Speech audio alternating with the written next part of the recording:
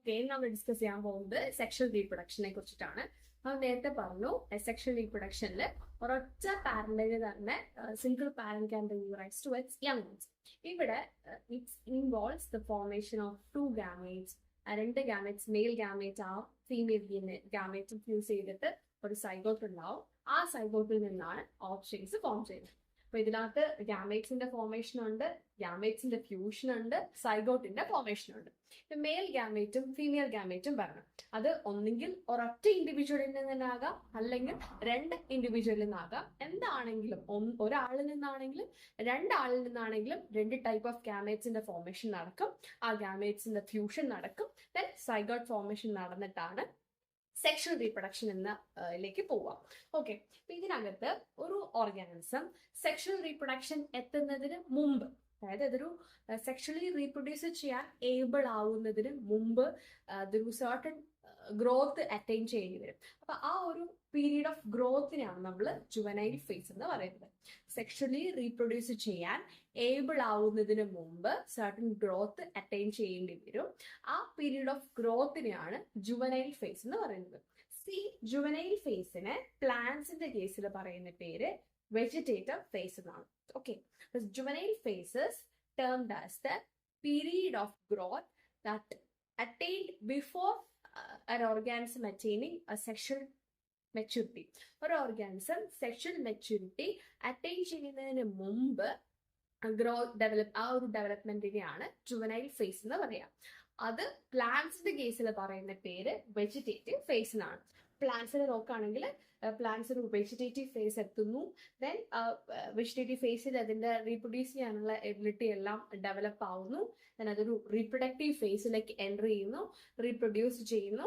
Then reproduce ചെയ്ത് ഒരു stage എത്തുമ്പോഴേക്കും അതിന്റെ റീപ്രൊഡ്യൂസ് ചെയ്യാനുള്ള എബിലിറ്റിയും ബാക്കിയെല്ലാം ഡൗൺ ആയി, ഡെവലപ്മെന്റ് ഡൗൺ ആയിട്ട് അതൊരു സെനസെന്റ് ഓൾഡ് ഏജ് പറയില്ലേ, അതുപോലത്തെ ഒരു ടേമാണ് സെനസെന്റ് ഫേസ്.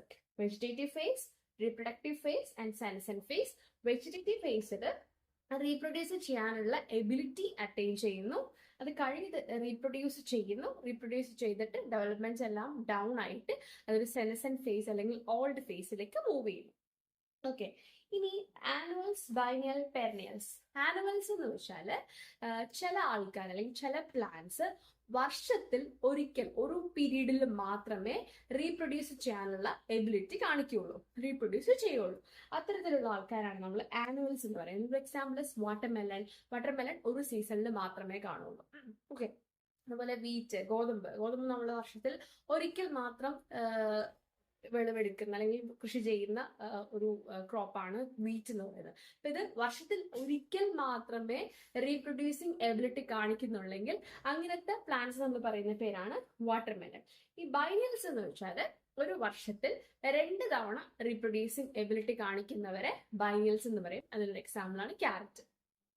പെരനിയൽസ്. പെരനിയൽസ് എന്ന് വെച്ചാൽ വർഷത്തിലുടനീളം റീപ്രൊഡ്യൂസിങ് എബിലിറ്റി കാണിക്കുന്ന പ്ലാന്റ്സിനെ പറയുന്ന പേരാണ് പെരനിയൽസ്. ഇപ്പൊ നമുക്കറിയാം തേങ്ങ അതിനൊരു എക്സാമ്പിൾ ആണ്. വർഷം മുഴുവനും തേങ്ങ കിട്ടും. അപ്പോൾ തേങ്ങ എന്ന് പറയുന്നത് ഒരു പെരനിയൽ കാറ്റഗറിയിൽ വരുന്ന ഒരു പ്ലാന്റ് ആണ്. നെക്സ്റ്റ് കുറച്ച് എക്സെപ്ഷണൽ കേസുകളുണ്ട്. നമുക്കറിയാമായിരിക്കും ബാംബു 50 മുതൽ 100 വർഷത്തിൽ ഒരിക്കൽ മാത്രമേ റീപ്രൊഡ്യൂസിങ് എബിലിറ്റി അത് പൂക്കുള്ളൂ, റീപ്രൊഡ്യൂസിങ് എബിലിറ്റി കാണിക്കുള്ളൂ. അങ്ങനെ പൂത്ത് കഴിഞ്ഞാൽ പിന്നെ ബാംബു സർവൈവ് ചെയ്യില്ല, ബാംബു ഡെഡ് ആവണം. അതിന് വേറൊരു എക്സാമ്പിൾ ആണ് സ്ട്രൊബൈലാന്തസ് കുറിച്യാന, നീലക്കുറിഞ്ഞി വർഷത്തിൽ 12 വർഷത്തിൽ ഒരിക്കൽ മാത്രം റീപ്രൊഡ്യൂസിങ് എബിലിറ്റി കാണിക്കാതെ പൂക്കാന്ന് വെച്ചാൽ പൂവാണ് അതിന്റെ റീപ്രൊഡക്റ്റീവ് പാർട്ട്. ഓക്കെ, അപ്പോൾ 12 വർഷത്തിൽ ഒരിക്കൽ മാത്രം പൂക്കുന്നതാണ് നീലക്കുറിഞ്ഞി. 12 വർഷത്തിൽ ഒരിക്കലേ അതിന് ചെയ്യുള്ളൂ, റീപ്രൊഡക്റ്റീവ് എബിലിറ്റി കാണിക്കുള്ളൂ. ബാംബു 50 മുതൽ 100 വർഷത്തിൽ ഒരിക്കൽ പൂക്കുകയും പൂത്ത ശേഷം അത് സെനസെന്റ് ഫേസിലേക്ക് കയറുകയും ചെയ്യുന്ന മറ്റൊരു plant. Okay, annuals, biennials, perennials. Annuals എന്ന് വെച്ചാൽ വർഷത്തിൽ ഒരിക്കൽ, ബൈനിയൽസ് എന്ന് വെച്ചാൽ വർഷത്തിൽ 2 തവണ റീപ്രൊഡ്യൂസിങ് എബിലിറ്റി കാണിക്കുന്ന പ്ലാന്റ്സ്. ആൻഡ് പെരനിയൽസ് വർഷത്തിൽ ഉടനീളം റീപ്രൊഡക്റ്റീവ് എബിലിറ്റി കാണിക്കും. നെക്സ്റ്റ് ഈസ്ട്രോസൈക്കിൾ, അതായത് നമ്മുടെ ലിവിങ് ഓർഗാനിസത്തിന്റെ, അനിമൽസിന്റെ കേസ് പറയുകയാണെങ്കിൽ ആനിമൽസിന്റെ റീപ്രൊഡക്റ്റീവ് മെച്യൂരിറ്റി എത്താനെടുക്കുന്ന ആ ഒരു ടൈമിനാണ് നമ്മൾ ജുവനൈൽ ഫേസ് എന്ന് പറയുന്നത്.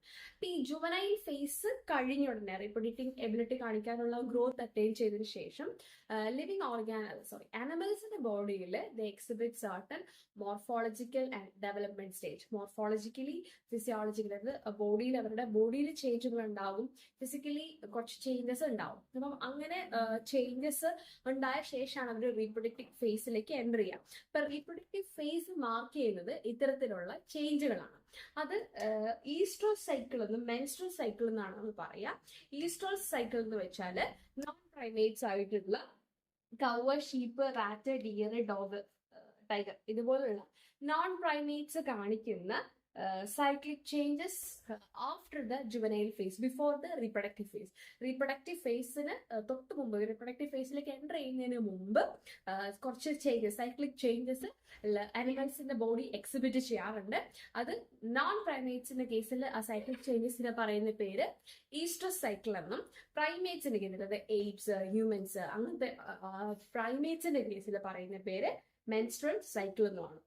Next seasonal breeders and continuous breeders. നമ്മൾ നേരത്തെ പ്ലാന്റ്സിന്റെ കേസ് പറഞ്ഞു, ആനിമൽസ്, ബൈനിയൽസ്, പെരിനിയൽസ് എന്ന് പറഞ്ഞു.